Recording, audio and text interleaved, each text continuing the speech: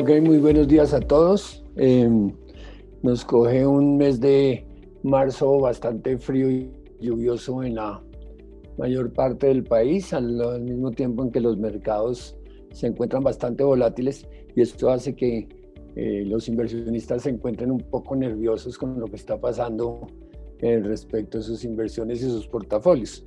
Yo solo quiero recordar que el año pasado, para este mismo mes de marzo, estábamos pensando y había quien creía que estábamos en una crisis como la de 1929 y que el mundo se iba a acabar y la verdad es que quien logró mantenerse en sus perfiles y mantener sus portafolios, pues terminó un año no solo recuperando las pérdidas, sino terminó un año muy bueno.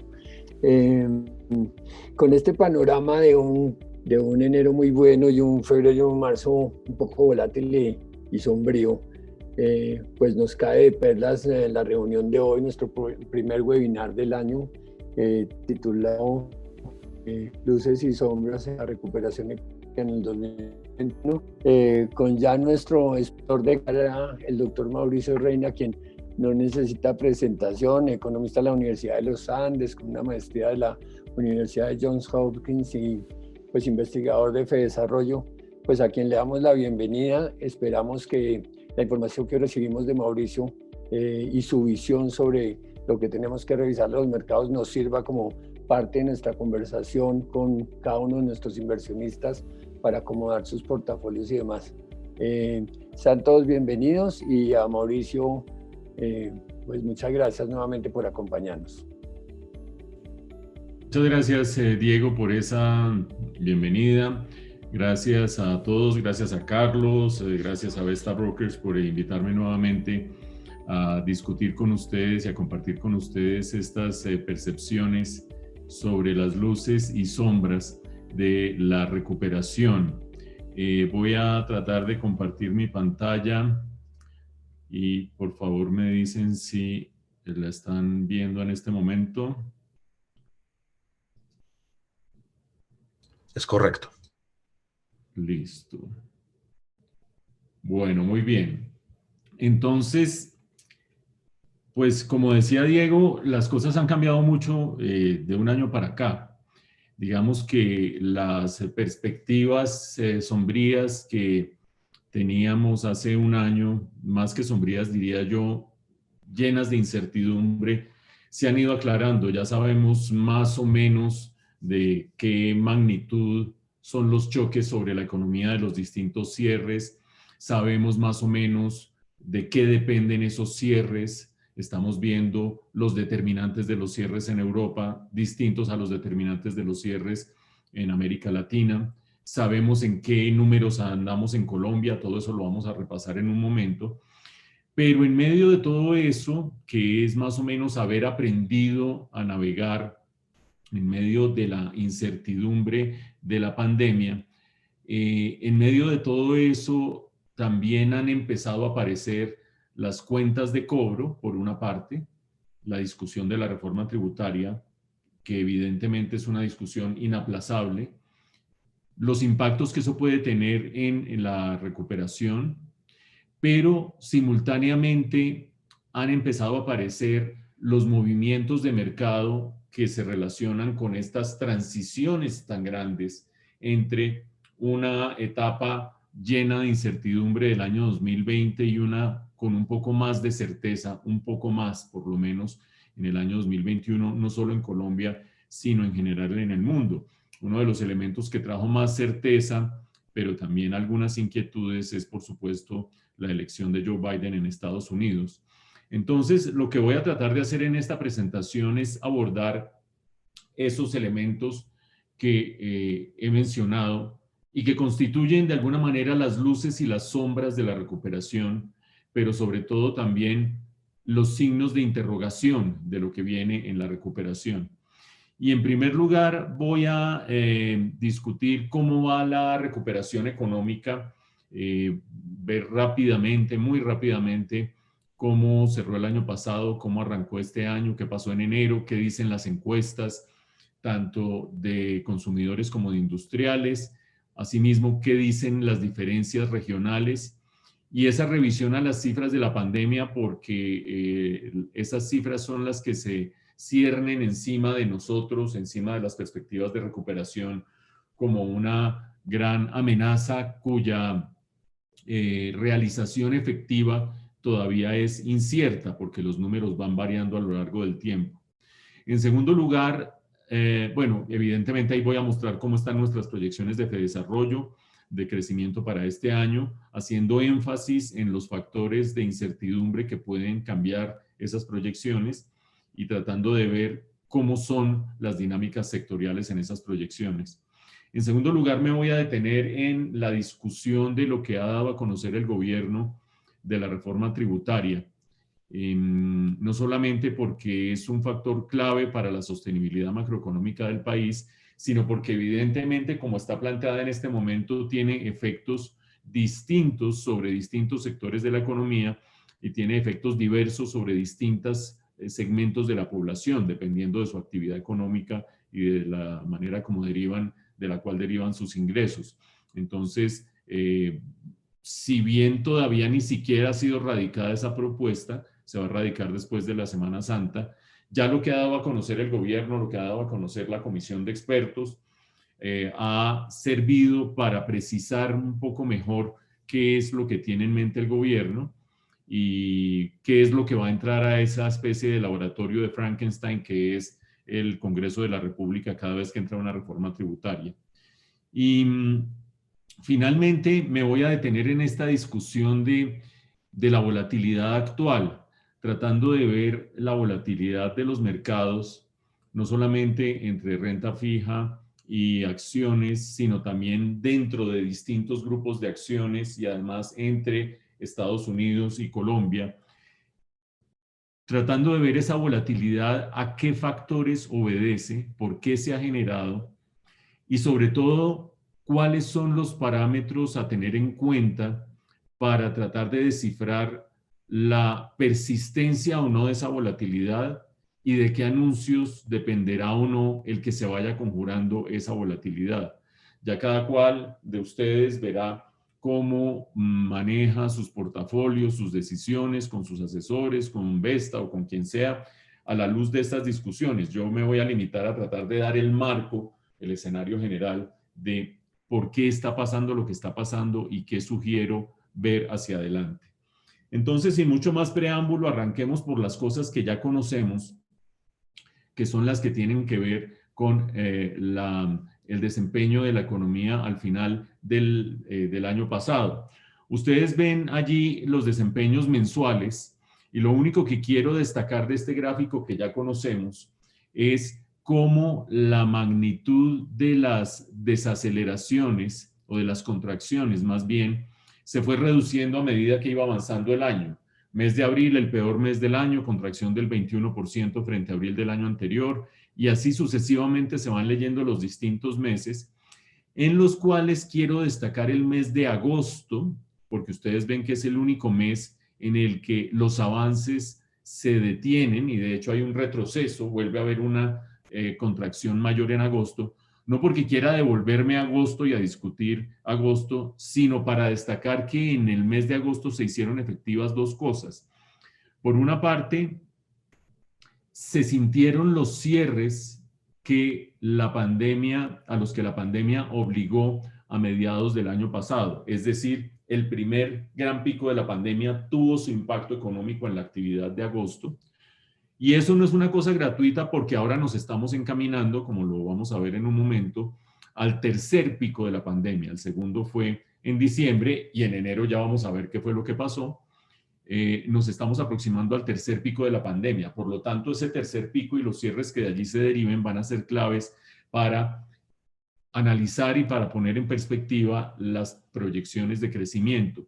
Pero lo segundo que pasó en agosto, que es una cosa un poco menor al lado de la pandemia, pero en todo caso no hay que soslayarla porque quien no aprende de la experiencia está condenado a que le vuelva a pasar siempre lo mismo, es que en agosto se notó el desplazamiento de gasto que hubo en junio y julio, hacia junio y julio, por cuenta del día sin IVA. Es decir, el mismo FENALCO y los mismos comerciantes hicieron efectiva y evidenciaron su análisis acerca de lo que estaba sucediendo en agosto, y es que el gasto que iba a darse en agosto se dio entre junio y julio por cuenta del día sin IVA. Dicho de otra manera, los días sin IVA no sirven para reactivar la demanda, sirven para desplazarla de un momento a otro, pero aparte de eso, para quitarle ingresos fiscales al gobierno. Una mala idea. Me interesa mucho más ese efecto de los cierres, porque el primer pico de la pandemia, mediados del año pasado, tiene su efecto en agosto, y el segundo pico de la pandemia tiene su efecto en enero. No tengo aquí el mes de enero pintado, pero el mes de enero tuvo una contracción de 4,6%. Es decir, que este mes que estoy marcando aquí con el cursor vuelve a tener un retroceso muy significativo, peor que noviembre y diciembre, por cuenta del cierre. Eso hace que no podamos soslayar lo que va a pasar con la pandemia en las próximas semanas, que ya voy a ir a ello.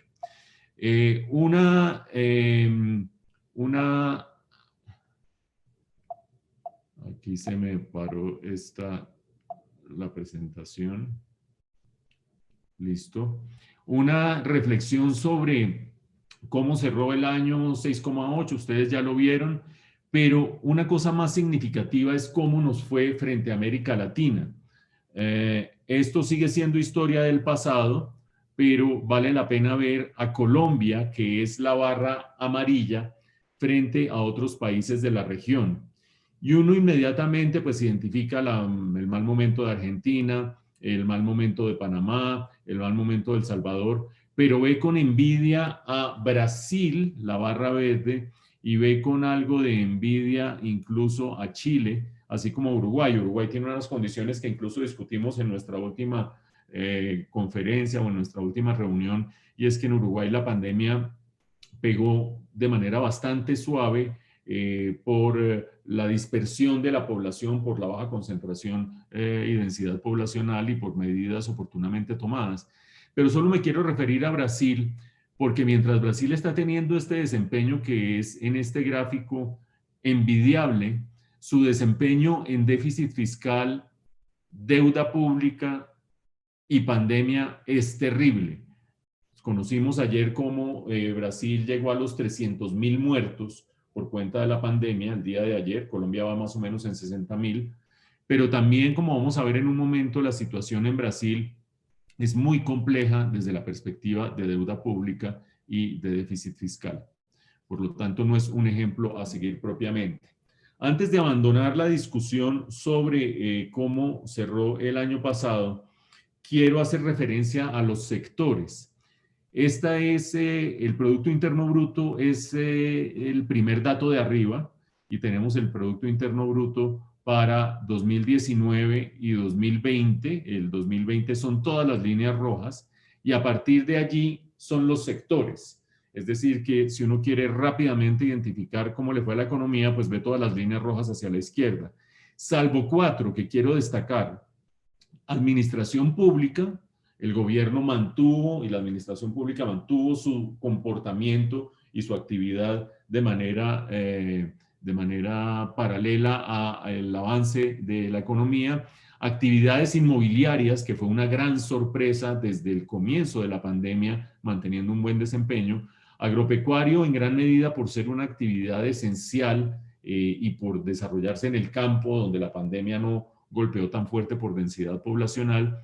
Y actividades financieras y de seguros, por 2 motivos. Uno, por ser el sistema circulatorio prácticamente de la economía, incluso entrando la economía en este estado de coma o de adormecimiento, si ustedes lo quieren, el sistema circulatorio sigue andando, que son las actividades financieras y de seguros. Habrá una visión un poco menos optimista que dirá que el sector financiero nunca pierde. Vamos a ver en un momento que eso no siempre es cierto y depende mucho del manejo de las circunstancias que cada cual haga. Pasemos entonces con esa visión de lo que sucedió el año pasado a cómo están en este momento las expectativas de consumidores, las expectativas de industriales, y arranco por este gráfico que lo que muestra es las expectativas de los consumidores a nivel agregado nacional. Y allí solo quiero destacar dos cosas. Primero, que con ciertas vaivenes, el principal vaivén se da en el mes de enero de este año por los cierres nuevamente, la confianza del consumidor va subiendo y subiendo y subiendo. Lo segundo que quiero destacar es que la línea azul de la mitad, que es la confianza total de los consumidores, se compone de dos subcategorías. Una, las expectativas, que es la línea de arriba, es decir, la línea roja que estoy marcando en este momento. Y dos, las condiciones económicas actuales. Es decir, este gráfico está mostrando, la gente está fregada, cada vez menos fregada porque esto va mejorando, pero tiene mucho ánimo y optimismo para, en el momento en que empiecen a mejorar las condiciones económicas, dar un impulso adicional a la economía. Esas dos cosas son claves porque quiere decir que buena parte de la carga de los cierres y de las restricciones va a recaer nuevamente en la pandemia, no necesariamente en el ánimo de la gente, que es mucho más difícil de manejar cuando se cae en un ánimo de pesimismo y de incertidumbre sobre el futuro a la hora de generar gasto. Quiero hacer una breve referencia a los comportamientos de las regiones, para algunos de ustedes pueden ser interesantes. Este es el mismo índice de confianza del consumidor medido por ciudades, y aquí quiero destacar dos cosas. Pues en primer lugar, salta a la vista el índice de confianza del consumidor en Cali, cómo se recuperó desde finales del año pasado hasta comienzos de este año. Era el peor en el año pasado y arrancaron el año muy optimistas. Creo que lo que ha venido sucediendo en Cali entre las jornadas del invierno, los datos de la pandemia, ha hecho que esto para el mes de marzo se haya debilitado, pero hay que esperar a ver qué nos dicen los datos. Pero lo segundo que quiero destacar es Bogotá. Bogotá es el azul claro, y el azul claro ustedes ven que tiene para la última observación el peor dato de todos. Es decir, los consumidores en Bogotá siguen teniendo la peor perspectiva sobre su entorno, confianza en la economía, etcétera, etcétera. Y eso no es poca cosa en la medida en que Bogotá representa más o menos 29% o 28% del mercado nacional y del Producto Interno Bruto. Y si ustedes ven a Bogotá, la misma línea azul clara en el pasado, salvo algunas caídas dramáticas como fue Medellín en agosto, Bogotá siempre ha estado abajo, abajo, abajo, abajo.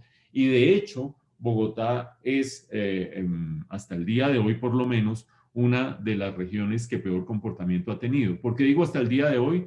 Como vamos a mencionar en un momento los datos de la pandemia, Bogotá no está entre las ciudades con peor perspectiva actual de cara a la tercera ola o al tercer pico, pero ya voy a ir a eso. Cuando uno analiza no los consumidores, sino los industriales, también por regiones, termina identificando este comportamiento. Vean ustedes una vez más el dato de Bogotá, es el peor de todos y muy, muy lejos de los demás, menos 10,1. Y vean ustedes el optimismo en los Santanderes y el optimismo en la costa atlántica y una recuperación en Antioquia. En términos generales, la perspectiva industrial es más positiva que la perspectiva de los consumidores y eso es bastante favorable. En términos generales, la distribución por regiones geográficas también se parece a la de los consumidores. Cerrando, perdón, cerrando esta sección de las perspectivas de la recuperación, hay dos cosas que quiero destacar. Uno, la proyección de Fedesarrollo de toda la economía, ya no por regiones, ya no por sectores, sino de toda la economía, que nos muestra un dato de 4,8% para el año entrante, para este año, perdón. Ese 4,8% a su vez se descompone en sectores. Ustedes van a tener acceso a esta presentación, la piden a Vesta en PDF y la pueden consultar. Se descompone de la siguiente manera. Esto es la proyección de desarrollo por sectores para este año. La columna de la derecha que ustedes ven que se llama Escenario Central 2021, el Producto Interno Bruto crece al 4,8%, que es el mismo crecimiento que señalamos en el gráfico anterior. Y hay sectores que tienen un muy buen desempeño, comercio y transporte con 10%, construcción con casi 10%, actividades artísticas y entretenimiento con 8%, 8,3%, pero la parte que es un poco intrigante de lo que está pasando aquí, lo que tiene su pequeño truco, es que las actividades que se recuperan más este año son las que más cayeron el año pasado. Es decir, esencialmente lo que estamos viendo en la economía es un efecto rebote. No estamos viendo un sector líder, ni la economía naranja, ni la construcción, que estén jalonando al resto de la economía. Todos los sectores, unos en mayor proporción y otros en menor proporción, cayeron el año pasado y están rebotando este año en proporción a lo que cayeron el año pasado. Y eso hace que los más favorecidos este año sean los más perjudicados del año pasado. En gran medida porque la estrategia de recuperación fiscal del gobierno, de la que vamos a hablar en un momento, no prioriza unos sectores sobre otros, más bien prioriza grupos poblacionales, como corresponde a una situación crítica en lo social como la que estamos viviendo en este momento. Estas proyecciones de 4,8% para el PIB para este año y de estos crecimientos sectoriales están, por supuesto, condicionados por lo que pasa con la pandemia. No tengo que esforzarme mucho por mostrar que las grandes caídas, los grandes retrocesos, llamémoslo así, en la recuperación del año pasado, mes de agosto, y comienzos de este año, mes de enero, fueron posteriores a los cierres de la economía inducidos o paralelos a los cierres de la economía inducidos por el primero y segundo picos de la pandemia.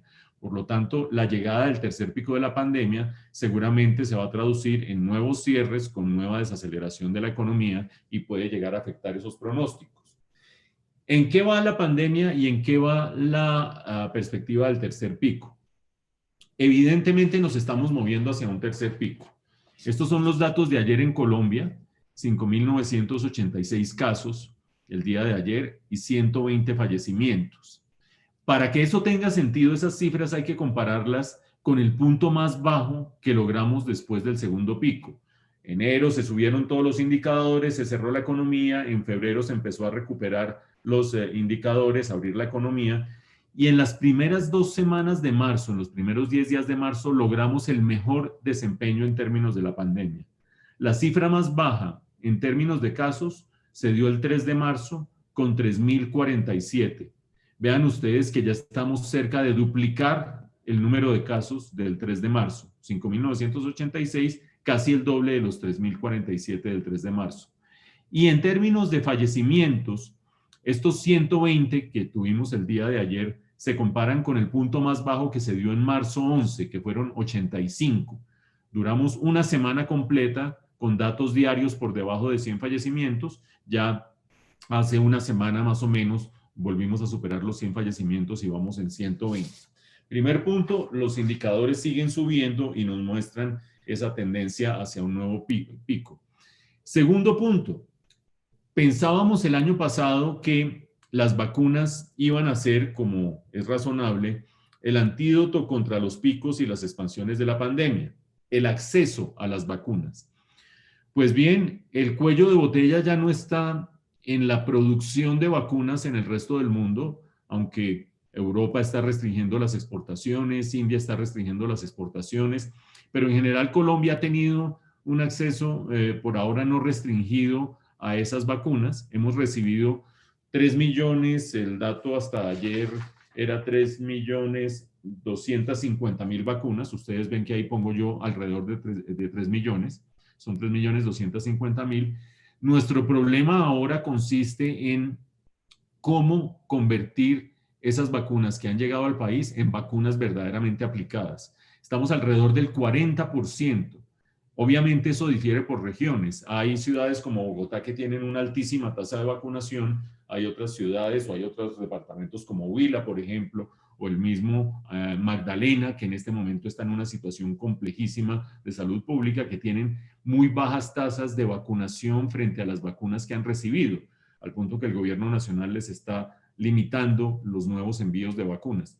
Eso es inaudito, eso es insólito, eso es inaceptable. Ahora, por inaudito, insólito e inaceptable no quiere decir que vaya a dejar de pasar, pero allí llegará el momento de pasarle una cuenta de cobro a los sistemas de salud departamentales y locales y a las gobernaciones y alcaldías, en la medida en que no es nada distinto a nuestra propia incapacidad la que está restringiendo el avanzar a un buen ritmo. ¿Qué quiere decir avanzar a un buen ritmo? Que Colombia necesitaría aplicar unas 150.000 vacunas diarias, unas 150.000 vacunas diarias para lograr la meta de tener vacunado al final del año al 70% de los colombianos. Ustedes se acordarán que la meta del gobierno era tener 35 millones de colombianos vacunados al final del año, lograr así la inmunidad del rebaño y empezar a salir del problema. Para eso se necesitan esas 150 vacunas diarias, 150.000 vacunas diarias, y el promedio hasta el día de hoy está en 46.000 vacunas diarias. Es decir, estamos por debajo de la tercera parte de lo que necesitamos de ritmo de vacunación para poder lograr la meta de la inmunidad de rebaño al final de este año. Y esa cifra evidentemente se refleja en el último bullet que estoy mostrando acá. Hay una calculadorcita internacional que va evaluando día tras día cuántos días le faltan a cada país con el ritmo de vacunación que trae para lograr la inmunidad del rebaño para llegar al 70%. En Colombia faltarían 1.318 días. Es decir, no solo no lo lograríamos al final del año, no lo lograríamos al final del año 2022, al ritmo que vamos. No lo lograríamos sino al final del año 2023. Es decir, es absurdo lo que está pasando con el ritmo de vacunación en Colombia. Chile le faltan 78 días para llegar a la inmunidad de rebaño. Tiene otros problemas distintos en este momento relacionados con la pandemia, políticos, los que ustedes quieran, pero la efectividad de la estrategia de vacunación hace que en 78 días estén en inmunidad de rebaño. Estados Unidos en 133 días, Brasil en 887, peor que Colombia están Perú y Ecuador, pero en todo caso, no se trata aquí de hablar de mal de muchos consuelos de tontos, se trata de decir que este ritmo no nos lleva a ninguna parte. Lo que nos conecta con la discusión económica, cuando nosotros hablábamos de estar alcanzando una recuperación razonable al final de este año, pues hablábamos de la posibilidad de tener controlada medianamente la pandemia.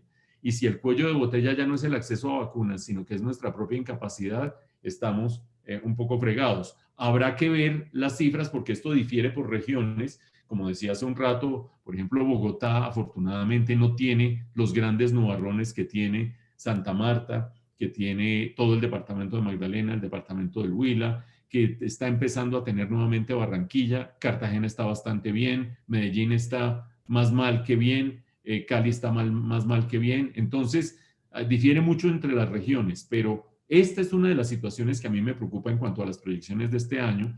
Y pues más allá de las simpatías políticas de cada uno, la gestión del gobierno nacional en conseguir las vacunas no ha tenido un equivalente en las gestiones de los gobiernos locales y del sistema de salud para poderlas aplicar.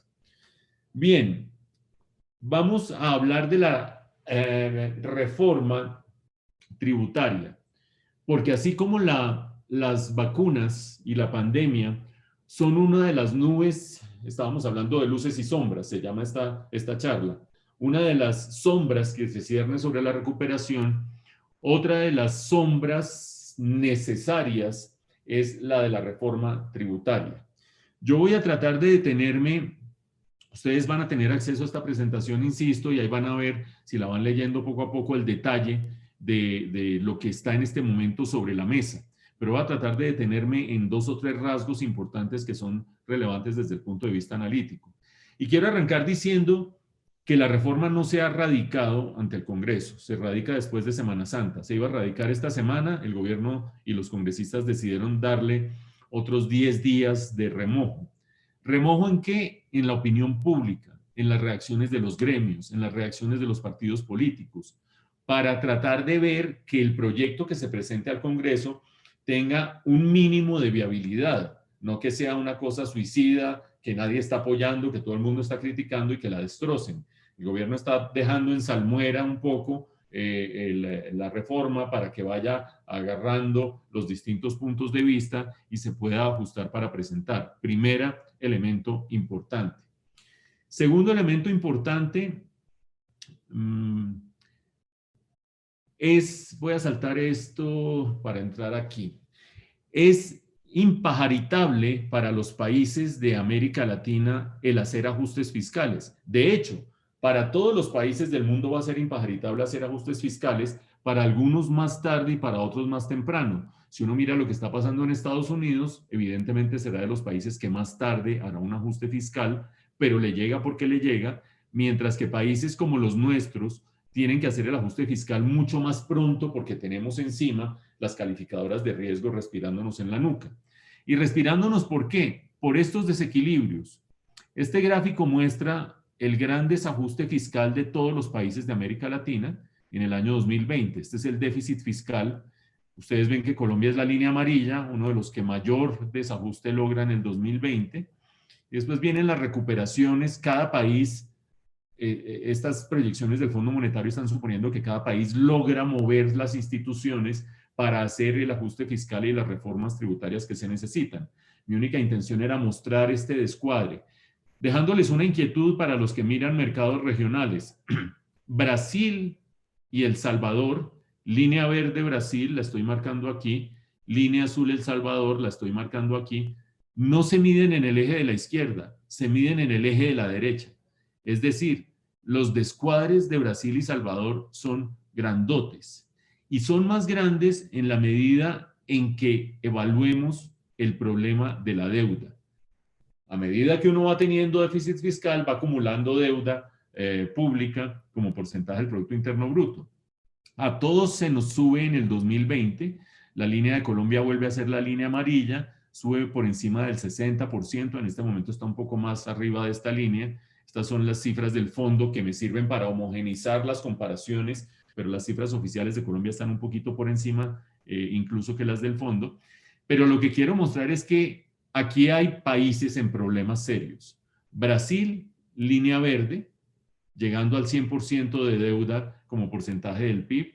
Argentina, la línea azul celeste, con un problema de renegociación de su deuda con el Fondo Monetario Internacional en este momento, sumado a una inflación persistente, devaluación persistente y la caída del Producto Interno Bruto, el rollo político en el que están metidos en la medida en que el gobierno no gobierna directamente, sino que es el cuerpo ajeno de Cristina Fernández, todo lo que ustedes quieran, pero vean este problemita de deuda que tiene Argentina.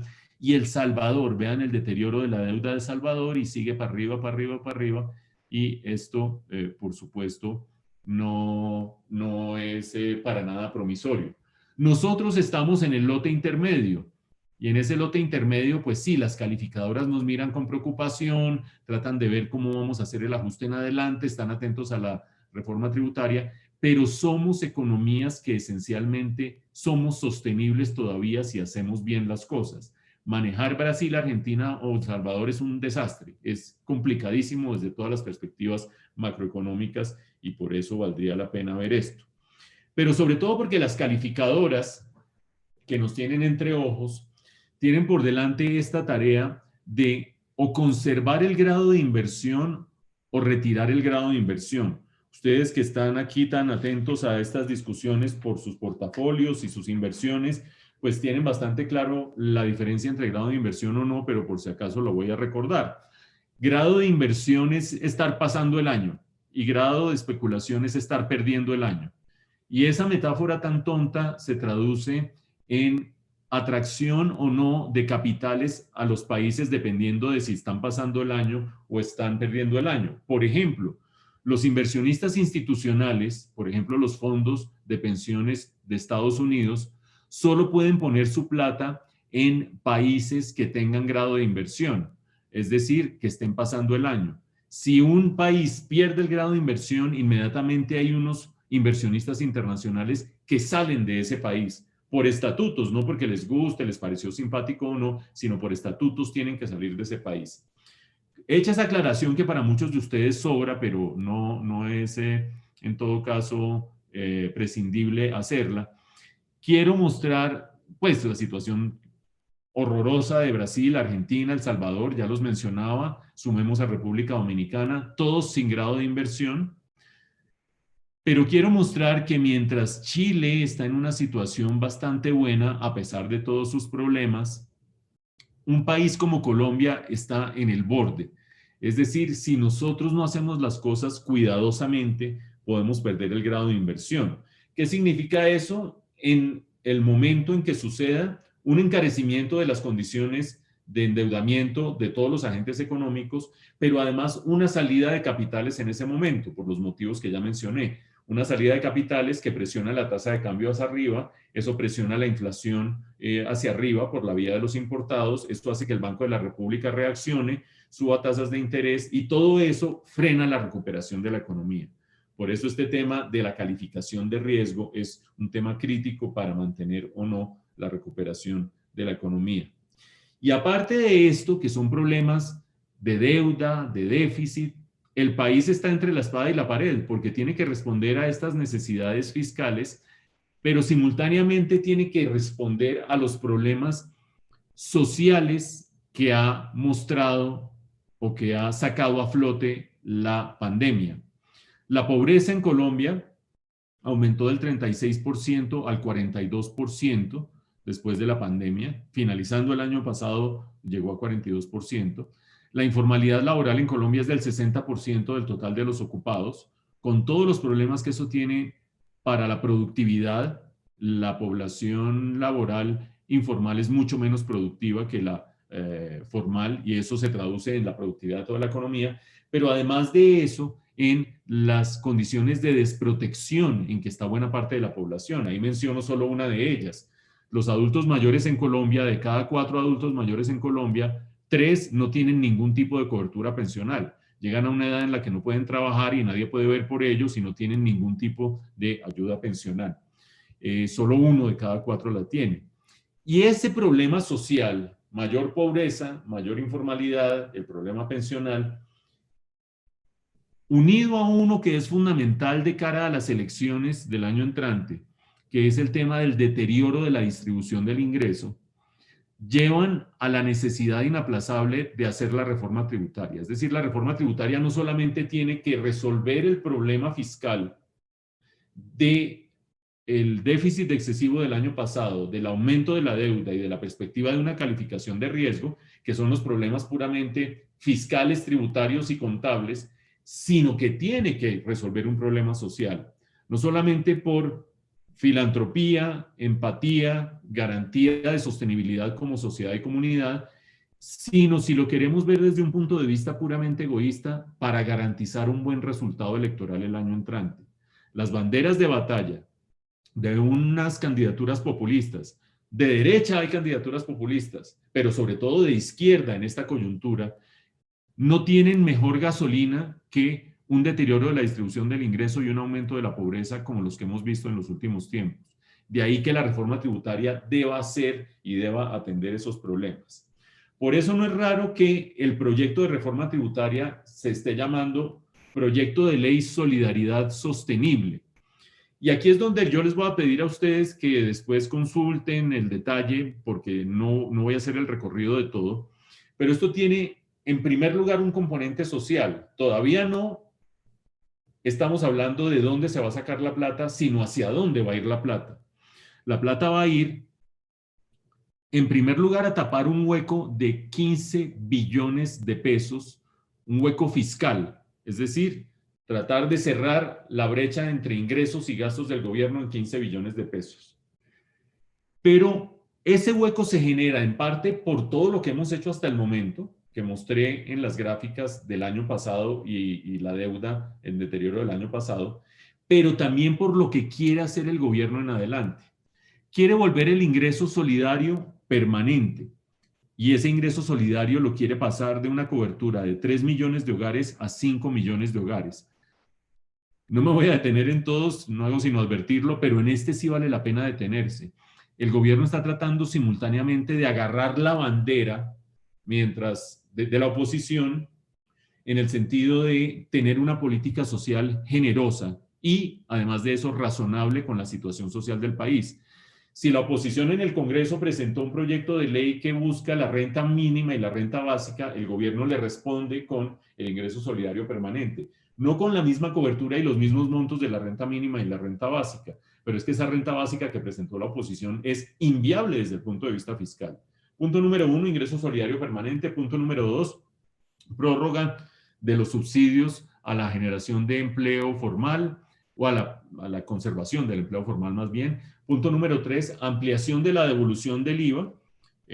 Ahorita vamos a hablar del IVA, por supuesto, pero el gobierno quiere pasar de 2 millones de hogares a 4,7 millones de hogares beneficiados por la devolución del IVA. Agarren ustedes ingreso solidario para 5 millones de hogares y devolución de IVA para 4,7 millones de hogares, que son más o menos los mismos hogares, es decir, los segmentos más pobres de la población, y allí tenemos cubiertos entre 20 y 25 millones de colombianos con una política social bastante más ambiciosa, no la que se necesitaría, pero bastante más ambiciosa que la que tenemos hasta el momento. Aparte de eso, subsidio de empleo para jóvenes, subsidio para el empleo de jóvenes y subsidio para la matrícula universitaria. ¿De dónde viene la plata? O más bien, ¿cuánto vale esto? Ahora vemos de dónde viene la plata. Esto, como decía hace un rato, significa un descuadre fiscal de unos 15 billones de pesos para el año entrante. Este año el hueco se tapa en parte con la venta de ISA. El año entrante queda un hueco fiscal de 15 billones de pesos. Aquí lo tienen ustedes, 15 billones de pesos. Esto es lo macroeconómico, esto es lo que miran las calificadoras de riesgo, esto es lo de los gráficos anteriores. Pero el gobierno va a ir por 30 billones de pesos. Acordémonos que 30 billones de pesos es más de 3 reformas tributarias. Las últimas 3 reformas, las tres reformas tributarias han sido de 7, 8 billones de pesos al año. Ir por 30 billones de pesos es lo más ambicioso que hemos visto en la historia de las perspectivas de reformas tributarias en Colombia. ¿Y por qué va por 30 si el hueco es de 15? Pues porque va a tratar de cubrir 10 billones que vale todo este paquete social. Es decir, va a impulsar la política social y a tapar el hueco fiscal, y hay 5 billones que van a los entes regionales automáticamente por el régimen de transferencias que existe en el país. Entonces, si yo quiero cerrar un hueco de 15 billones y financiar un paquete social de 10 billones, tengo que ir por 30 billones. ¿De dónde salen esos 30 billones de pesos?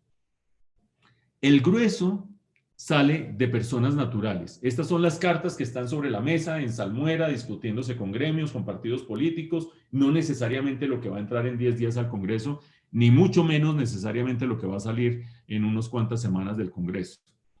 Pero sí, personas naturales son los que más ponen aquí, o los que más ponemos.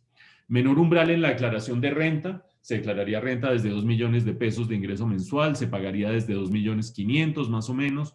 Menos rentas exentas, esto es muy importante, menos deducciones, esto es muy importante, entre otras cosas el gobierno está proponiendo atacar, es una manera de decirlo, lo deducible por cuenta de aportes a fondos de pensiones, con lo cual nos conectamos muy de cerca con nuestro público y nuestros anfitriones. Imponer un impuesto al patrimonio con mayor tasa y de manera permanente. Eso es totalmente antitécnico, pero en un país con tal inequidad en la distribución del ingreso puede, si bien ser antitécnico, no ser tan absurdo. Obviamente hay que ver cómo termina siendo y quiénes terminan evadiendo. Y un impuesto a los dividendos, que también desde la perspectiva redistributiva tiene sentido, pero que evidentemente hace poco para mejorar la profundidad del mercado de capitales. El segundo gran proveedor de recursos, el IVA, 10,5 billones de pesos. Y aquí hay dos fuentes para agarrar este IVA. Una de ellas la ven ustedes allí. Hay 603 productos en Colombia que no pertenecen a la canasta básica. Y uno diría que todo lo que no está en la canasta básica tiene 19% de IVA. No es así. Hay 203 productos que no son de canasta básica y que hoy tienen tarifas de 0 o 5%. yo casi que doy por garantizado que salvo que haya un movimiento muy exitoso contra el IVA, esos 203 productos van a llegar a 19%, porque es muy difícil justificar que algo que no sea de la canasta básica tenga un tratamiento excepcional. Pero hay otra fuente importante que no está puesta ahí en forma de bullet, y es productos de la canasta básica que hoy tienen 5% de IVA. Esos subirían a 19%. Son 10 producticos, no me los sé todos, pero les puedo decir, el café, el azúcar, el chocolate, las pastas, tienen 5% de IVA hoy, están en la canasta básica, esos irían a 19%. Entre subir esos productos al 19% y agarrar esos 203 que no son de canasta básica y llevarlos de 0 o 5 a 19%, tenemos los 10 billones de pesos que se espera capturar allí. Y una cosa sorprendente, y no solo sorprendente, sino interesante hacia adelante, y es que la carga sobre las personas jurídicas es muy chiquita, es de solo 3 billones de pesos. Eso significa, no voy a repasar todo, pero se acaban una serie de gabelas, la de economía naranja al cabo de un par de años, la de los hoteles un poco más allá, se baja las exenciones sectoriales en distintos sectores, el descuento del ICA, que hoy es del 100% de lo que se paga de renta, se puede descontar el 100% de lo que se paga de ICA, solo bajaría al 50%. 3 billones. ¿Por qué digo que es sorprendente? Porque el domingo de la semana pasada, ya no sé en qué día estoy, hace 10 días, el expresidente Álvaro Uribe escribió en el periódico El Tiempo una columna en la que decía que sus grandes lineamientos de una reforma fiscal eran muy distintos a lo que hay aquí. Es decir, decía, aquí no hay que meterse con el IVA, la carga debe ir con las personas jurídicas y hay que dejar tranquilas a las personas naturales, que es una propuesta que es claramente política con perspectivas electorales. En la hoja siguiente del periódico, en la página siguiente, aparecía la columna del ministro Carrasquilla defendiendo más o menos esto que están viendo ustedes aquí. Y yo inmediatamente pensé, pues no, pues si ya el expresidente Uribe salió con una propuesta opuesta a la de Carrasquilla, seguramente la que va a presentar el gobierno se parece más a la del expresidente Álvaro Uribe. Pues no, se parece a la del ministro Carrasquilla, y eso tiene dos desenlaces posibles. O entrando al Congreso, el Centro Democrático empieza a bombardearla, como ha sucedido en dos instancias previas en este gobierno, o el Centro Democrático da un viraje y empieza a apoyar esta propuesta. Eso para que tengamos presente desde la perspectiva de la viabilidad política. Y en ese contexto, vale la pena cerrar esta discusión diciendo que cada uno de nosotros puede ver este slide y tratar de ubicarse rápidamente y decir, bueno, yo como persona natural estoy llevado, aquí me van a clavar a mí buena parte de lo que vamos a recoger en esta reforma tributaria. Pero aparte de eso estoy llevado porque me van a fregar aquí los esquemas de ahorro en las pensiones voluntarias y me van a acabar con los incentivos tributarios, etcétera, etcétera. Cada cual se ubica aquí y eso es lo que tenemos que hacer en los próximos días para empezar a tratar de mover en el Congreso la discusión. Pero paralelamente yo invito a que tengamos presente algo. Yo creo que una sociedad es inviable con 42% de pobreza, deterioro de la distribución del ingreso y un candidato populista de izquierda punteando en las encuestas. Aquí hay un instinto de supervivencia que uno debe sacar a flote, no necesariamente para aceptar que le claven todos los impuestos a uno como un bobo, pero sí para entender que esta coyuntura políticamente merece la reflexión del sapo que está dentro de la olla y le van calentando el agua lentamente hasta que se quema y se muere, o el sapo que cae en la olla de agua caliente y salta y reacciona rápidamente. Nosotros estamos acostumbrados a una agua en ebullición muy lenta y por lo tanto nos parece que hay que reaccionar y parar todas estas iniciativas legislativas y que hay que hacernos pasito y que no sé cuántas más cosas. Pero si uno empieza a ver la coyuntura política, creo que tiene que adoptar un poco más la mentalidad del sapo que cae en una olla de agua caliente que se denomina candidato populista de izquierda punteando en las encuestas con el peor desempeño del mercado laboral de los últimos tiempos, con un deterioro en la distribución del ingreso, con cifras de pobreza de un retroceso después de 15 años de avances. Y esa olla de agua caliente creo que nos debe invitar a ver con una lente un poco más dialéctica todas estas cifras. Insisto, cada cual tratará de no dejarse clavar, pero esa perspectiva yo creo que hay que tenerla y los invito a tenerla. Y nos vamos al último tema que tiene que ver con la volatilidad internacional. Sobre esto también hay detalle en estos slides, pero yo me voy a ir al argumento central. El argumento central tiene que ver con la llegada del gobierno de Joe Biden. La llegada del gobierno de Joe Biden ha significado la aprobación de un plan de reactivación económica de casi 2 billones de dólares, 2 trillones de los nuestros de dólares. Pero ojo que esos 1,9 billones se suman a 0,9 billones que se habían aprobado ya en diciembre y a 2,2 billones que se habían aprobado ya en mayo. Es decir, esto es un paquetazo fiscal monumental, con una serie de detalles. Ustedes tienen ahí los detalles que va para cada contribuyente, cómo se reasignan los impuestos. Allá lo que se está haciendo es ponerle más impuestos a las empresas después de la reducción de impuestos que hizo Donald Trump, pero ponerle más impuestos también a los que más ingreso devengan, etcétera, etcétera. No voy a entrar en ese detalle. Me interesa mostrar la magnitud del paquete fiscal que tenemos por delante. Me interesa mostrar algunos de los beneficios que de allí se derivan. Vean los beneficios por desempleo aumentando de 300 a 400 dólares por semana. Vean la iniciativa que todavía no ha sido aprobada en el Congreso y creo que no tiene tan buenas perspectivas de subir el salario mínimo a 15 dólares la hora. Y algunas reflexiones sobre la política comercial que van a ser interesantes para Colombia, pero que no voy a tocar ahora porque me saca del argumento central. Y algo sobre China.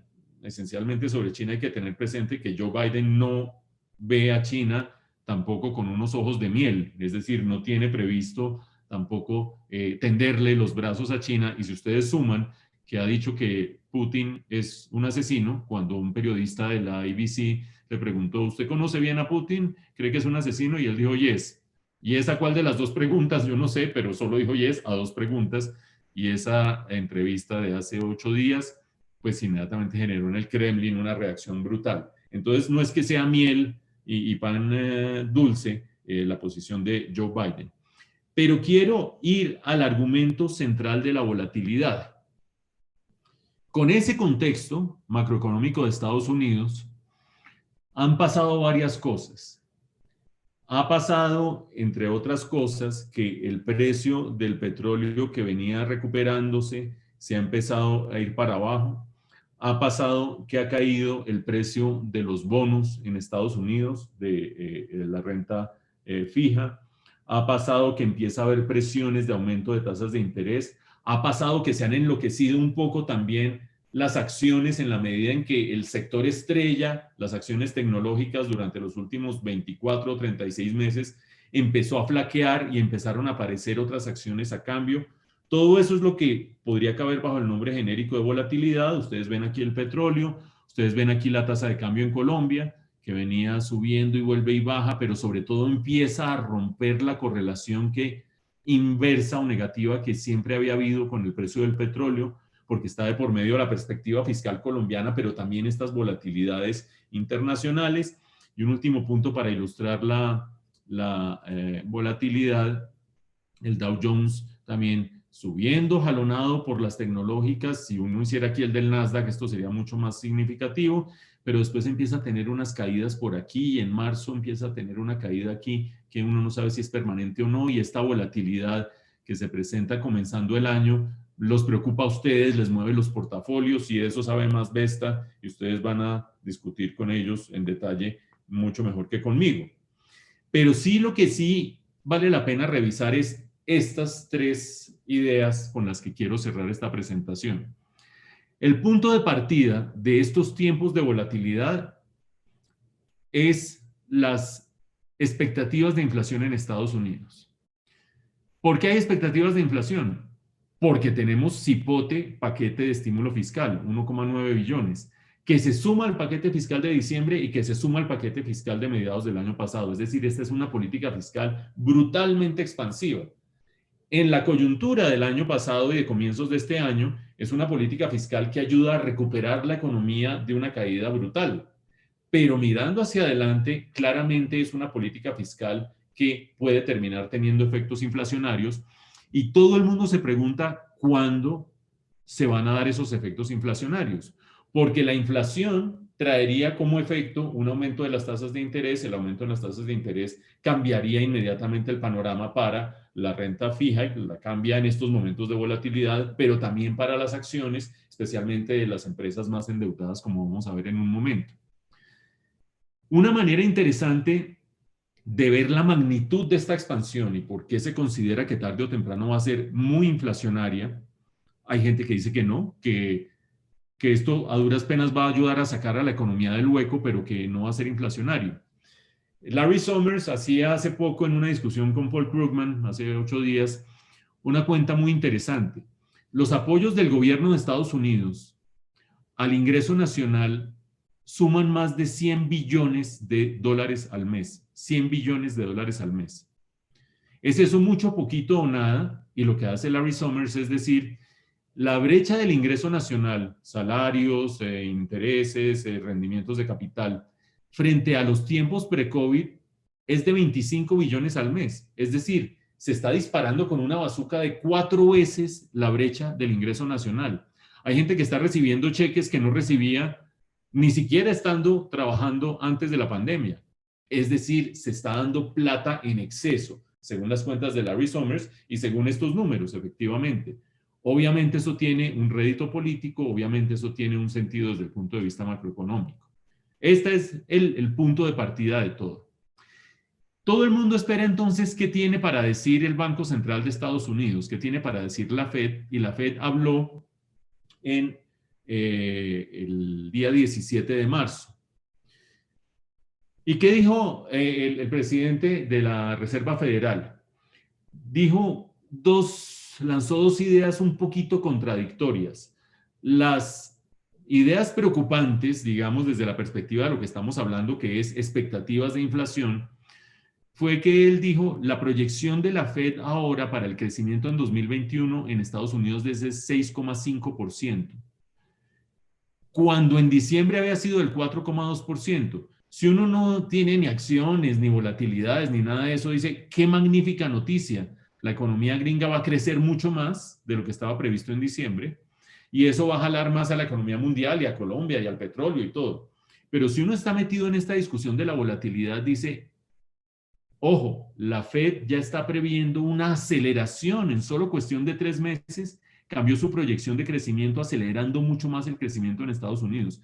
Eso va a hacer que la inflación se venga encima mucho más rápido.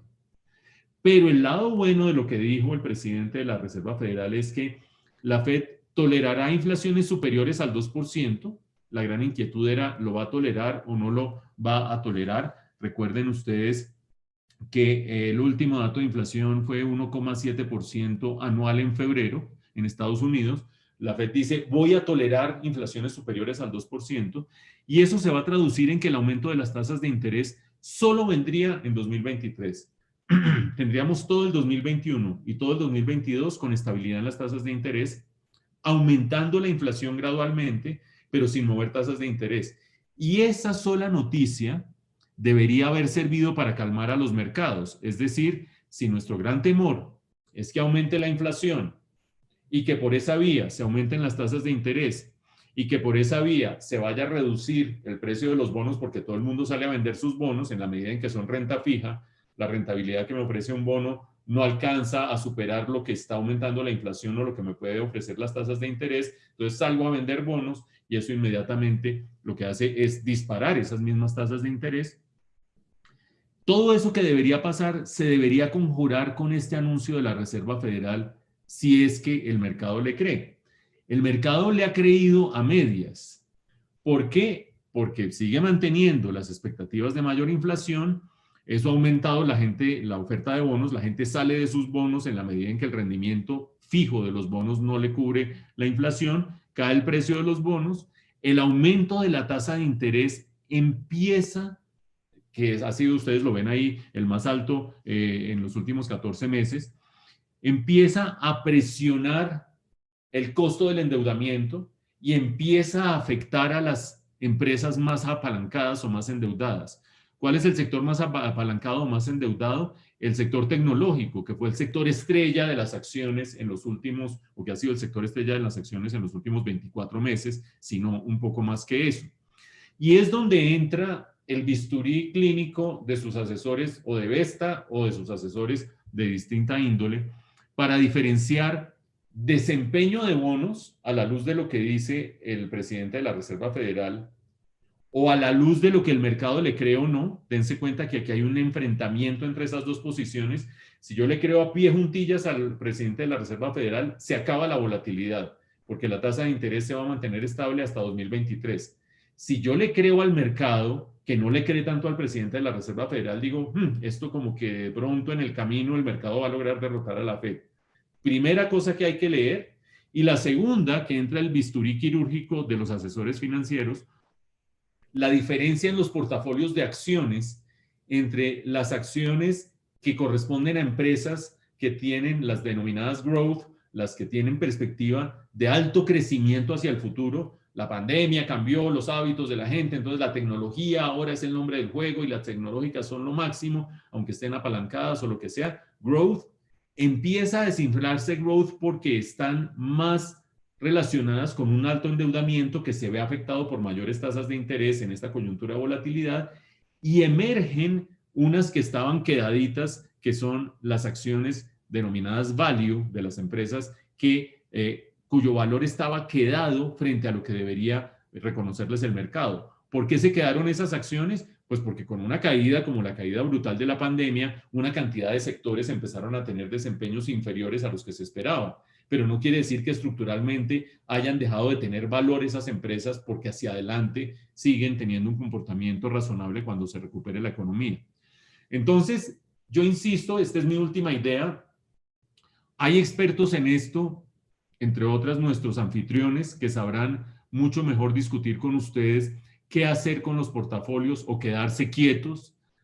Yo personalmente soy de la idea de quedarme relativamente quieto en la medida en que trato de creerle a la Reserva Federal cuando sale y dice que va a tolerar una inflación superior al 2% y que el aumento de las tasas de interés vendría en 2023, porque si no le creo a ellos, le creo es a unos especuladores. Todos somos especuladores en la medida en que estamos especulando sobre la evolución de los precios de distintos activos y tratando de anticiparnos a un aumento de precios y tratando de salir de activos que van a bajar en precio. En esa medida todos somos especuladores de alguna manera. Pero entre creerle a un mercado con altos volatilidad y movimientos especulativos o creerle a una autoridad que tiene un propósito de tener una política fija de acuerdo con unos indicadores macroeconómicos, yo personalmente tiendo a creerle más a la Reserva Federal, pero cada cual de ustedes sacará sus conclusiones. Pero lo razonable sí es discutir con los asesores financieros, porque, y ya me estoy repitiendo, por eso esta es mi última idea, cuando uno tiene en ese portafolio unos signos de interrogación sobre la renta fija asociados a si le creo o no a la Reserva Federal y unos signos de interrogación sobre la composición de mi renta variable entre growth y value asociados a quién está más apalancado y quién no, lo mejor es ponerle la lupa de un experto. Esa es mi humilde recomendación para ustedes. Y de esa manera termino la presentación. No sé si ustedes quieren que miremos alguna inquietud, podemos dedicarle unos 5 minutos, me llevé un poquito más de tiempo, 5 minutos a preguntas o reflexiones. Voy a dejar de compartir y pasamos a ver qué tenemos, Diego, para responder un par de ideas de pronto. Claro que sí, Mauricio, y pues efectivamente nosotros también somos de los que creemos que los mercados han sobreactuado, le creemos un poco más a la reserva y creemos que esta volatilidad está generada más por fenómenos de especulación. Pero pues no puedo dejar de transferirte unas preguntitas que están asociadas un poco a la pérdida de la calificación de grado de inversión de Colombia. Digamos que están asociadas en que si eso sucediera, ¿para cuándo estimarías que pudiera suceder? y si los mercados de los bonos colombianos de alguna manera con la volatilidad que han presentado en el mes de febrero y en el mes de marzo, no han dado ya un poco por descontado esa posibilidad. No creo, bueno, empiezo por la primera pregunta. La pérdida del grado de inversión de Colombia no es un hecho. Cuando ustedes veían las gráficas de los niveles de deuda, Colombia está en el lote intermedio, es decir, Colombia está suficientemente cerca de la orilla para que si nada bien y nada rápido, llegue a la orilla sin tragar agua. ¿Qué quiere decir nadar bien y nadar rápido? Pasar una reforma tributaria razonable. No con efectos inmediatos, la parte contable de este año la cubrimos con ISA, el año entrante puede que haya un descuadre y toque replantear la regla fiscal y demás, pero si las decisiones que se toman en esa reforma tributaria garantizan una senda sostenible en lo fiscal hacia adelante, las calificadoras de riesgo creo que se tranquilizan. Si, por el contrario, empieza la politiquería, populismo, demagogia en el Congreso y no sé qué, y se va destruyendo lentamente la política social y la sostenibilidad fiscal, creo que terminando esta legislatura vendría la caída de la calificación de riesgo. Dicho de otra manera, lo que pase con la reforma tributaria debe pasar este semestre. El semestre entrante no puede pasar nada porque es preelectoral. Imagínense ustedes, todo el mundo en campaña, ningún congresista va a hacer nada mínimamente impopular como es una reforma tributaria. Por lo tanto, en el mes de junio, terminando junio, ya tenemos que saber la calidad de la reforma que hicimos. Y terminando junio, ya sabremos si las calificadoras de riesgo nos rajan o no nos rajan. Yo creo que, como está sucediendo en el mercado internacional, aquí hay movimientos de volatilidad y especulativos en Colombia mismo. ¿Por qué? Porque al no existir certeza si hay o no caída de la calificación de riesgo, el que lo esté dando por descontado está especulando. Y el que no lo esté dando por descontado también está especulando. No hay un escenario 100% cierto. Entonces, creo yo que no hay un descuento. En los precios puede haber un descuento, pero puede revertirse otra vez el overshooting, la sobrereacción de la que hemos venido hablando, dependiendo de cuáles sean los parámetros macroeconómicos que se cumplen. Al parecer se han animado a mandarnos muchas más preguntas. Voy a tratar de sacar dos otras muy rápidas. Andrés Ortiz nos dice, ¿qué opina Mauricio? ¿Qué puede esperarse en el comportamiento de la industria de la construcción en los próximos meses? Bueno, ya te voy a responder. Ustedes no alcanzaron a oír el timbre, pero es que cuando uno vive solo esto es, digamos, un segundo. ¿Aló? José Luis. Gracias, me lo tiene ahí abajo un segundito, ya acabo en 10 minutos acá. Les recuerdo, mientras tanto, a todos que les haremos llegar la presentación y que toda la presentación del doctor Reina va a quedar colgada en nuestra página www.vesta.com.co. Sí, Mauricio. Yo soy optimista sobre la construcción en términos generales, pero haciendo un discernimiento entre subsectores y subsegmentos. Y digo por qué soy optimista. Un segundo, por favor. Cuando uno le llega unos helados, no los puede dejar en el ascensor. Hay que meterlos a la nevera porque si no se friega esto. Listo. ¿Por qué optimista sobre el sector de la construcción? Porque, en primer lugar, hay un déficit estructural y en los sectores en los que hay déficit estructural siempre hay esa perspectiva de recuperación. Colombia, cuando uno ve su ingreso per cápita y la evolución de los últimos 15 años, incluso con la caída reciente, y lo compara con el nivel de acceso a vivienda o con el nivel de infraestructura, hay un descalce evidente. Colombia es un muchacho de 18 años con ropa de pantalón corto y de blue jeans de 12 años. Es decir, tiene que actualizar y tiene con qué actualizar. La construcción, mientras eso no se resuelva, va a seguir siendo siempre una muy buena opción. Okay, número dos, perdóname, número dos, en las políticas de recuperación, los recursos fiscales orientados hacia el sector construcción son importantes, pero no han sido efectivos hasta el momento. Yo les decía, no hay ningún sector que esté llevando la bandera líder en la recuperación, pero tarde o temprano se tienen que sentir y ver esos presupuestos. Y número 3, evidentemente esta pandemia trajo unos cambios de hábitos importantes. Yo no soy quien para decir que hoteles, centros comerciales y oficinas son segmentos con ciertas complicaciones, pero ustedes serán quienes lo vayan a decir. Mm, Hay una pregunta respecto del flujo de ingresos, de flujo de salida e ingreso de inversión extranjera directa con este análisis y sus efectos en renta fija. ¿Cómo lo ves?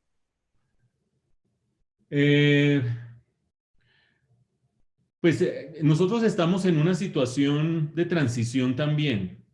Hay tanta liquidez en el mundo, que los países razonablemente serios en su manejo macroeconómico como Colombia, Perú, Chile, siguen siendo en América Latina un destino muy atractivo. Y creo que desde esa perspectiva, la inversión extranjera de portafolio, pero hasta cierto punto también la inversión extranjera directa, tienen que estos incentivos para estar aquí. Pero como estamos en plena transición, en la que está de por medio desenlace político, Perú, elecciones en unas cuanticas semanas apenas. Chile, elecciones en unas cuantas semanas de sus constituyentes, que es más importante incluso que la elección presidencial de final de año. Colombia, elecciones el año entrante. Tema político y resolución del problema fiscal, la inversión extranjera también está así. Está así, para donde le soplen más, se puede caer para un lado o para otro. Eso juega un poquito con el tema de también qué tan optimistas o pesimistas estamos siendo los colombianos. Pues yo creo que no quiero recurrir a ideas que yo mismo haya dicho, pero creo que la respuesta a esa inquietud sería, Diego, que nosotros tenemos que ser conscientes que este momento es histórico. Eso siempre se dice, ¿no? Este momento es histórico.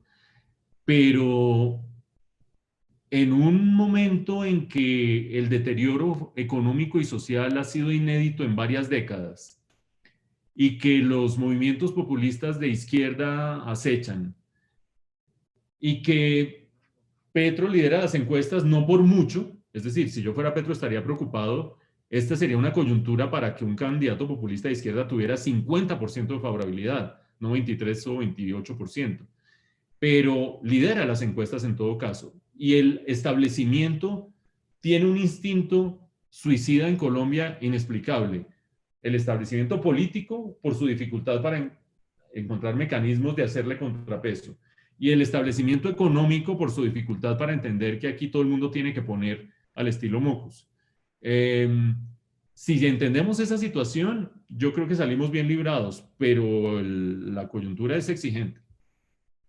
Bueno, yo creo que pues hay otras preguntas, pero pues no demoramos más a Mauricio.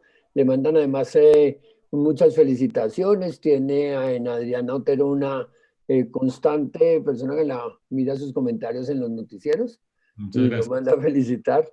Eh, bueno, el doctor Pernilla estaba preguntando una cosa aquí rápida, es que se me perdió respecto de qué pasa si la izquierda se sube al poder en el 2022 y la extrema izquierda se sube al poder en el 2022 y si eso de alguna manera no tiene también que ver con la reforma tributaria, si ese no es una medida para evitar ese tipo de gobiernos a futuro, si la aprobación de la reforma, la solidaridad sostenible no es eso. Y como última Quizás, pregunta, no hago más. quizás esa última respuesta, sí, yo creo que una bazuca de que vale más o menos 10 billones de pesos en políticas sociales tiene su explicación política. Por Ok. supuesto, tiene su explicación de solidaridad, filantropía, empatía y todo, pero tiene su explicación política. Es una tremenda política social justo antes de elecciones. Y eso trata de eliminar la discusión de renta básica y de eliminar todo eso. Es ingreso solidario grandote de aquí en adelante. Vamos a ver si tiene éxito o no. Vale, pues solo me queda volver a agradecer a Mauricio pues esa participación, nos ayuda mucho, nos deja muchos temas para que cada uno de nosotros como Financial Planner trabajemos con nuestros clientes. Seguimos siendo partidarios de mantener los perfiles de inversión de las personas, moverse en los momentos de volatilidad no parece ser una muy buena recomendación. Seguramente en el corto plazo vamos a tener que volvernos a reunir para ver cuáles son los avances de la reforma fiscal presentada, la reforma tributaria. Eh, Recordemos que una cosa es lo que entra y otra cosa es la que sale del Congreso y seguramente estaremos encima de esos efectos. Muchas gracias, Mauricio. Muchas gracias, Diego. Gracias a Carlos. Gracias a todos en Vesta y a las personas que nos siguieron hasta este momento. Muchas gracias también. Hasta pronto. Vale. A Chao. todos, gracias. Nos vemos nuevamente.